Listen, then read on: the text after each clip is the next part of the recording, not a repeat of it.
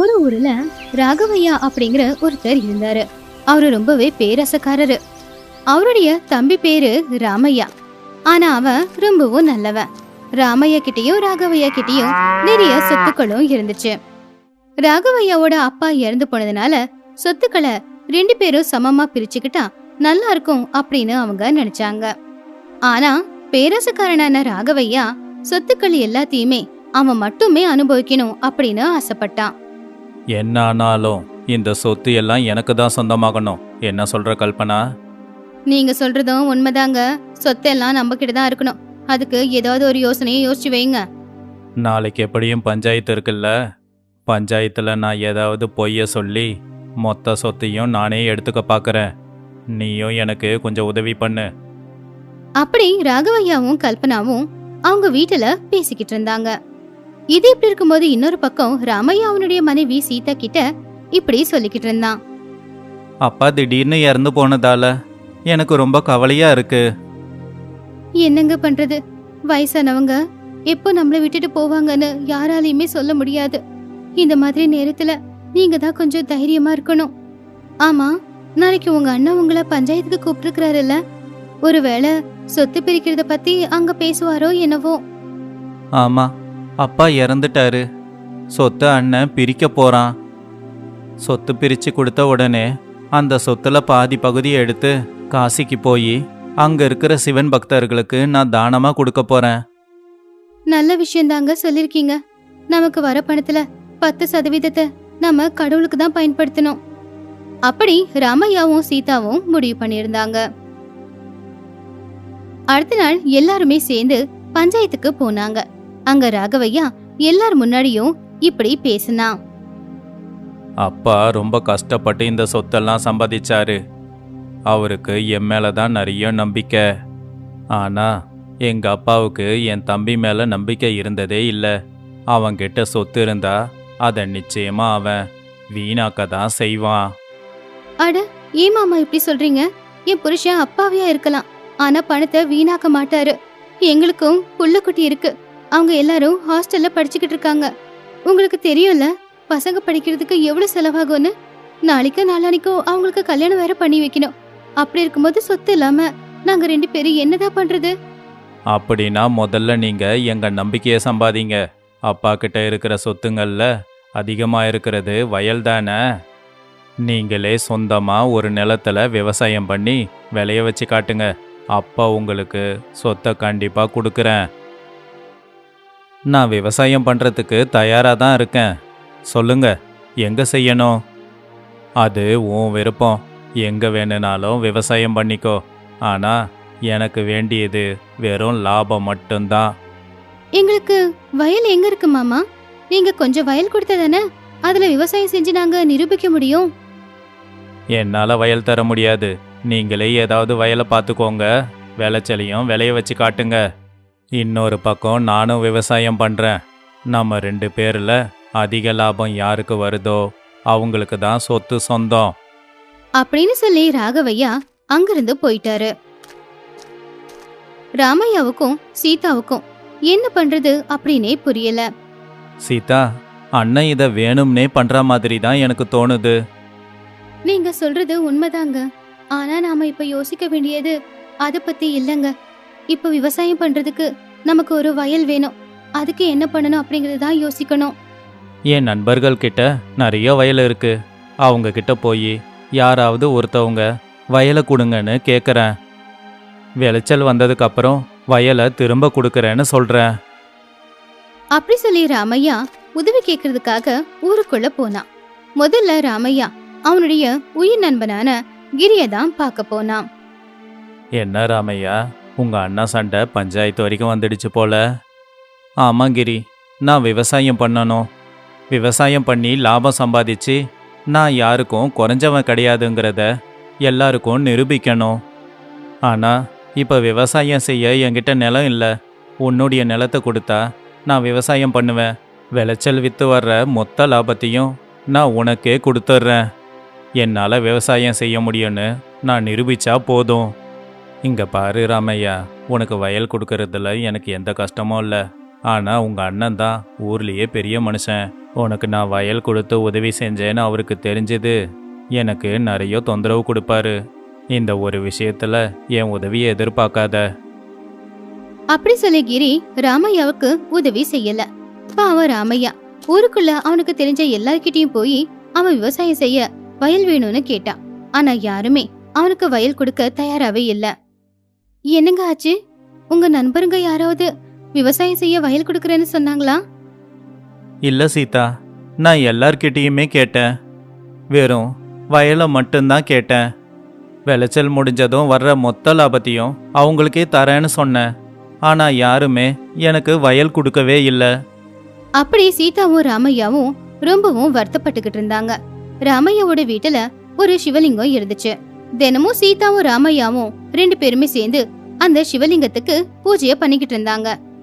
அப்படி அன்னைக்கு கூட ராமையா சீதா 2 பேருமே சிவலிங்கத்துக்கு முன்னாடி உக்காந்துக்கிட்டு மனசுருக்கி வேண்டிக்கிட்டாங்க.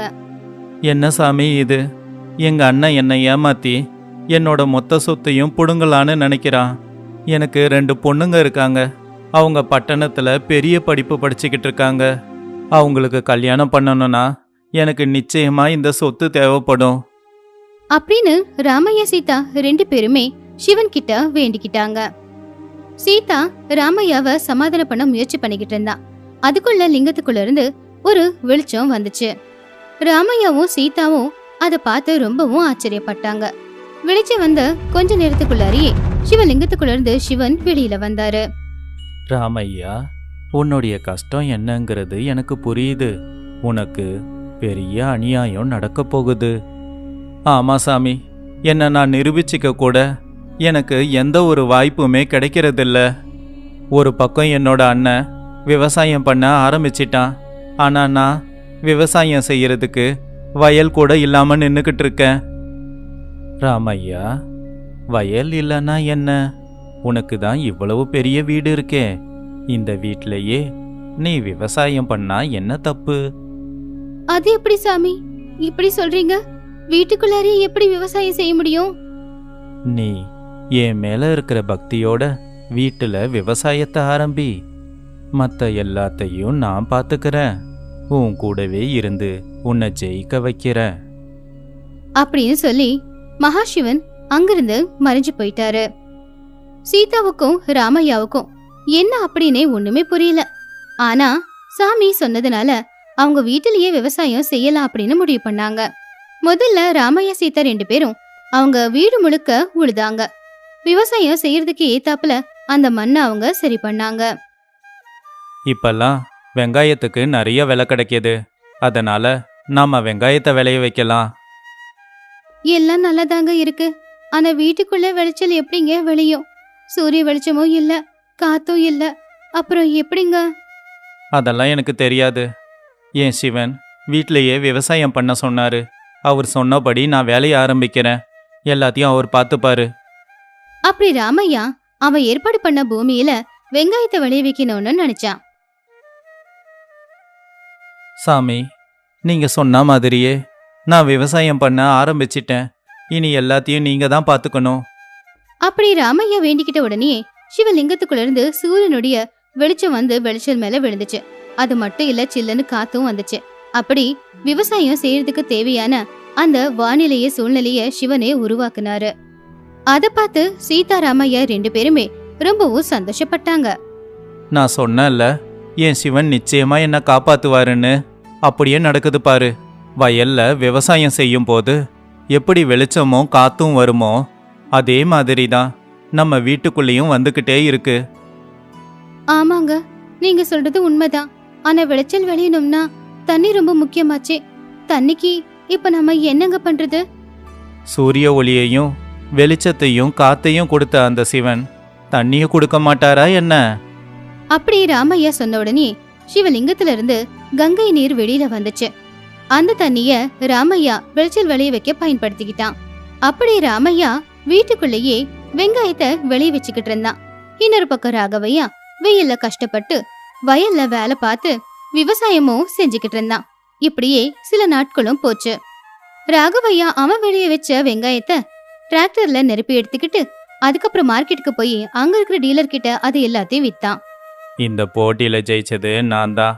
உண்மையை சொல்லணும்னா என் தம்பிக்கு விவசாயம் பண்றதுக்கு வயலே கிடையாது. அதுக்குள்ள ராமையா அவன் வெளியே வச்ச வெங்காயங்களை ஒரு லாரியில அங்க கொண்டு வந்தான். ராகவையாவும் அவனுடைய மனைவி கல்பனாவும் ராமையாவை பார்த்து ஆச்சரியப்பட்டாங்க. அப்படி மட்டும் நினைக்காத அண்ணன், நானும் விவசாயம் பண்ணேன். ஆனா வயல்ல கிடையாது. 4 செவத்துக்கு நடுவுல வீட்டுக்குள்ளேயே. பாரு, இதான் அந்த விளைச்சல்.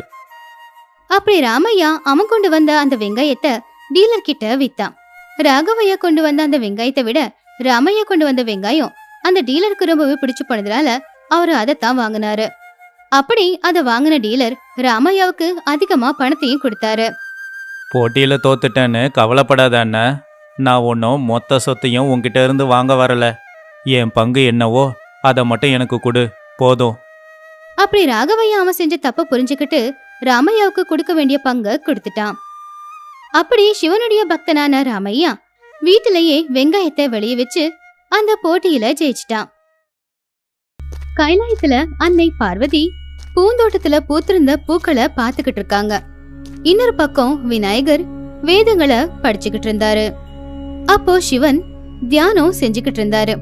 அப்பதான் விநாயகருக்கு ஒரு விஷயம் ஞாபகத்துக்கு வந்துச்சு. உடனே விநாயகர் பூந்தோட்டத்துல உக்காந்துக்கிட்டு இருந்த அன்னை பார்வதி பக்கத்துல போனாரு. என்ன விநாயகா, இங்க வந்திருக்க? ஏதாவது முக்கியமான விஷயமா? ஆமாம்மா, நான் ஒரு முக்கியமான விஷயம் சொல்லணும். இது ஆடி மாசம். இன்னும் கொஞ்ச நாள்ல கார்த்திகை மாசம் வரப்போகுதுல்ல. இந்த விஷயத்த ஞாபகப்படுத்தலான்னு தான் நான் வந்தேன். அப்படியா? நல்ல விஷயத்தை தான் ஞாபகப்படுத்திருக்க. அம்மா, நம்ம முருகனோட பிறந்த நாள் விழாவை நல்லா நடத்தணும். எப்படியும் முருகன் இப்ப கைலாயத்துல இல்ல, பூலோகத்துல பக்தர்களை காப்பாத்துறதுக்காக போயிருக்கான். அவன் திரும்ப வர்றதுக்குள்ள நாம கைலாயத்தை அலங்கரிச்சிடலாம். அப்படி விநாயகரும் அன்னை பார்வதியும் முருகருடைய பிறந்தநாள் விழாவை கொண்டாடணும் அப்படின்னு நினைச்சாங்க. அந்த நேரத்துல முருகரும் கைலாயத்துக்கு வந்தாரு. அப்பா, அம்மா, எங்க இருக்கீங்க எல்லாரும்? அப்படி முருகர் கைலாயத்துக்கு வந்த உடனேயே தியானம் செஞ்சுக்கிட்டு இருந்த தந்தை சிவன் கிட்ட போய் அவரை கையெடுத்து கும்பிட்டு வணங்கினாரு. முருகா, நீ போன காரியம் என்ன ஆச்சு? உன்னுடைய பக்தர்களை காப்பாத்திட்டியா? நீங்களும் அம்மாவும் எனக்கு துணையா இருக்கிற வரைக்கும் நான் என்னுடைய பக்தர்களை சுலபமா காப்பாத்திடுவேன். அவங்க இப்ப நல்லா இருக்காங்க. அப்படி முருகரும் சிவனும் 2 பேரும் பேசிக்கிட்டு இருந்தாங்க. அத பார்த்து அன்னை பார்வதியும் விநாயகரும் இப்படி யோசிச்சுக்கிட்டு இருந்தாங்க. அட, முருகனுக்கு தெரியாமலேயே அவனுடைய பிறந்தநாள் விழா கொண்டாட்டத்தை ஏற்பாடு செய்யலான்னு நினைச்சேன். ஆனா அதுக்குள்ள முருகன் இங்க வந்துட்டானே. ஆமாமா, இப்ப என்ன பண்றது? நாம முருகனுக்கு தெரியாம பிறந்த நாள் விழாவை ஏற்பாடு பண்ணலான்னு பார்த்தோம். நீ அவனை ஏதாவது சொல்லி அனுப்பி வச்சிடுமா. அப்படி விநாயகரும் அன்னை பார்வதியும் மகாசிவன் பக்கத்துல வந்தாங்க. அம்மா, உங்களுக்கு தெரியுமா, நான் அசுரர்களை கொன்னு என் பக்தர்களை காப்பாத்தன. அப்படியா முருகா? இதே மாதிரி நிறைய வெற்றிகளை நீ எப்பவுமே பெறணும் அப்படின்னு நான் உன்னை வாழ்த்துறேன். ஆமா முருகா, நீ இப்படியே நிறைய யுத்தங்களுக்கு போய் எல்லாத்துலயும் வெற்றி பெறணும்னு நான் வாழ்த்துறேன். ஐயனே, காலையில இருந்து எனக்கு தலைவலியா இருக்கு. இந்த வலியை என்னால தாங்கிக்கவே முடியல. என்னது, தலைவலியா? எதுக்கு? நீ பார்க்க நல்லாதானே இருக்க. நீங்க சும்மா இருங்க. பாக்குறது வேற, அனுபவிக்கிறது வேற. நான் நிறைய வலியை அனுபவிச்சுக்கிட்டு இருக்கேன். புத்திரனே முருகா, எனக்கு ஒரு உதவி செய்றியாப்பா? என்னம்மா நீங்க இப்படி கேக்குறீங்க? நீங்க ஆணையிடணும், அதை விட்டுட்டு உதவி கேட்க கூடாது. சொல்லுங்கம்மா, நான் என்ன பண்ணணும்? அதுக்காக நீ பூலோகத்துக்கு போக வேண்டி இருக்கும். இப்பதான் பூலோகத்துல இருந்து வந்திருக்க. மறுபடியும் பூலோகத்துக்கு போறதுக்கு நீ தயாரா இருக்கியா? தயாரா இருக்கேன் தாயே. உங்க தலைவலிய குறைக்க நான் என்ன வேணும்னாலும் செய்வேன். சொல்லுங்க, நான் என்ன பண்ணணும்? முருகா, நீ இப்பவே பூலோகத்துக்கு போகணும். பூலோகத்துல இருக்கிற என்னுடைய கோவில் அத்தனைக்கும் போகணும். அங்க இருக்கிற குங்குமத்தை சேகரிச்சு எனக்காக உடனே கொண்டு வந்து கொடுக்கணும். அந்த குங்குமத்தை நான் நெத்தியில வச்சா மட்டும்தான் இந்த தலைவலி எனக்கு குறையும். அப்படி அன்னை பார்வதி சொன்னதுனால முருகர் அங்கிருந்து பூலோகத்துக்கு போயிட்டாரு. அம்மா, பூலோகத்துல உங்களுக்கு நிறைய கோவில்கள் இருக்கு. எல்லா கோவிலுக்கும் போய் குங்குமத்தை எடுத்துட்டு வரணும்னா அதுக்கு நிறைய நேரமாகும். அது மட்டும் இல்ல, உங்களுக்கு நிறைய கோவில்கள் இருக்கு. எல்லா கோவிலுக்கும் போய் குங்குமத்தை சேகரிச்சா அது நிறைய இல்ல வரும். உண்மைதான் விநாயகா, இது பெரிய வேலைதான். ஆனா முருகன் கைலாயத்துல இருக்க கூடாது அப்படின்னா எனக்கு இதை தவிர வேற எந்த வழியும் தெரியல. அதுக்காக தான் இந்த வேலையை அவன்கிட்ட ஒப்படைச்சேன் அப்படின்னு அன்னை பார்வதியும் விநாயகரும் பேசிக்கிட்டாங்க. அதுக்கப்புறமா அவங்க 2 பேரும் சேர்ந்து பிறந்தநாள் விழாவுக்கு செய்ய வேண்டிய அலங்காரத்தை செய்ய ஆரம்பிச்சாங்க. விநாயகரும் அன்னை பார்வதியும் நந்தி கூட சேர்ந்து கைலாயத்தை மொத்தமா சுத்தம் செய்ய ஆரம்பிச்சாங்க. அப்படி விநாயகர் ரொம்ப கஷ்டப்பட்டு கைலாயத்தை சுத்தம் செஞ்சாரு. இந்த கைலாயத்துல என்ன நடக்குது? ஐயனே, இன்னும் சில நாட்கள்ல முருகனுடைய பிறந்தநாள் விழா வரப்போகுது. அவனுக்கு தெரியாம பிறந்தநாள் விழாவுக்கான ஏற்பாடுகளை செஞ்சுக்கிட்டு இருக்கோம். அதனாலதான் முருகனை பூலோகத்துக்கே அனுப்பி வச்சேன். ஓ, அதுக்குதானா தலைவலின்னு பொய் சொன்னது? ஆமா ஐயனே. அதுக்குள்ள அம்மா, அம்மா, முருகர் கைலாயத்துக்கு வந்துட்டாரு. முருகருடைய கையில நிறைய குங்குமமும் இருந்துச்சு. என்ன முருகா, இங்க வந்திருக்க? இந்தாங்கம்மா, உடனே இந்த குங்குமத்தை உங்க நெத்தியில வச்சுக்கோங்க. உங்க தலைவலி எல்லாமே போயிடும். முருகா, நீ பூலோகத்துல இருக்கிற எல்லா கோவில்களுக்கும் போனியா? எல்லா கோவில்களுக்கும் போய் இந்த குங்குமத்தை எடுத்துக்கிட்டு வந்தியா? ஆமாம்மா, நான் எல்லா கோவிலுக்கும் போனேன். மயிலோட உதவியால ரொம்ப வேகமா போக முடிஞ்சது. அதே மாதிரி ஒவ்வொரு கோவில்லையும் கொஞ்சம் கொஞ்சமா குங்குமத்தை எடுத்தேன். ஆனாலும் இவ்ளோ குங்குமம் வந்துடுச்சு. இத நீங்க நெத்தியில வச்சுக்கோங்க. அப்படி முருகர் கேட்டுக்கிட்டதுனால சிவன் குங்குமத்தை எடுத்து தேவி பார்வதியுடைய நெத்தியில வச்சாரு. அதுக்கப்புறமா முருகர் அவருடைய அறைக்கு போய் ஓய்வெடுக்க போனாரு.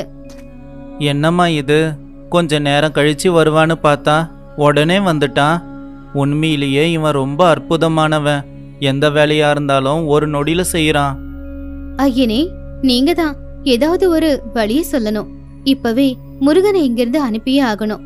அப்படி இல்லனா அவனுக்கான பிறந்தநாள் விழா ஏற்பாடுகளை எங்களால செய்ய முடியாது. அப்படி அன்னை பார்வதி கேட்டதுனால சிவன் முருகர் பக்கத்துல போய் அவர்கிட்ட இப்படி சொன்னாரு. முருகா, ஒரு பெரிய தவறு நடந்துடுச்சு. என்னாச்சு தந்தையே, என்ன நடந்தது? காலையில இருந்து என்னுடைய உடுக்கைய காணோம். என் உடுக்கைய யாரோ திருடிட்டாங்க போல.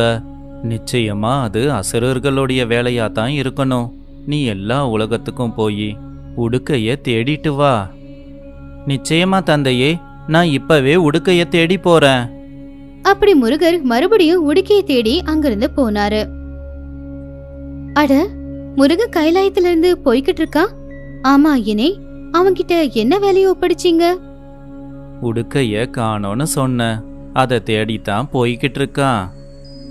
அப்பா, முருகன் எல்லா வேலையும் ஒரு நொடியில பண்ணிடுவான். நீங்க இவ்வளோ சின்ன வேலையை கொடுத்துருக்கீங்க. அவன் சீக்கிரமாவே உடுக்கைய தேடி கண்டுபிடிச்சிட்டு வந்துடுவான். ஆனா என் உடுக்கை என்கிட்ட தான் இருக்கு. நான் அவன்கிட்ட சொன்னது பொய்.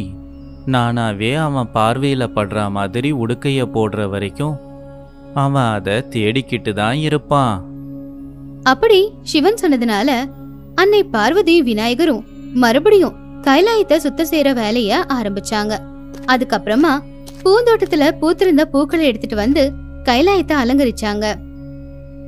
கைலாயமே பார்க்க ரொம்ப அழகா இருக்கு. இப்ப நாம போய் கொஞ்சமா ஓய்வு எடுத்துக்கலாம்.